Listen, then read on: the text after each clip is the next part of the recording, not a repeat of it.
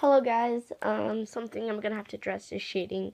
Something that's really hard to master and something that's really hard to do, but, here's a couple tips and examples of what and what not to do.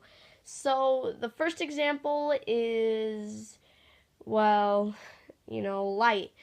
In one of my more older drawings, I drew, quote unquote, a realistic girl.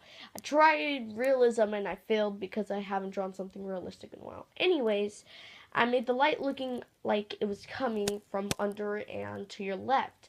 Then I added unnecessary shading to the cheekbones.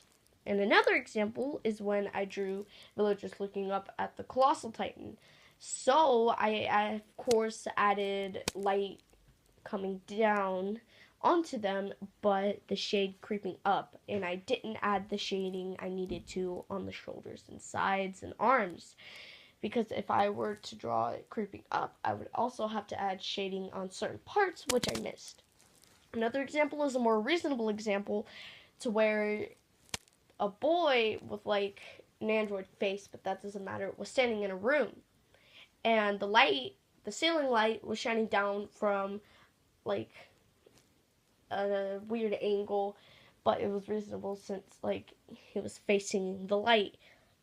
So the parts that weren't able to face the light, or the parts that were covered, were shaded, and everything was to the left since the light was facing the right. So if you are to shade, make sure it's reasonable and make sure that the lighting matches with the shading.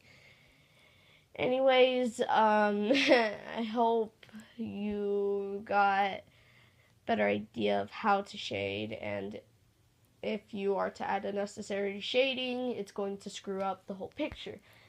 So, thanks for so-called watching, and bye.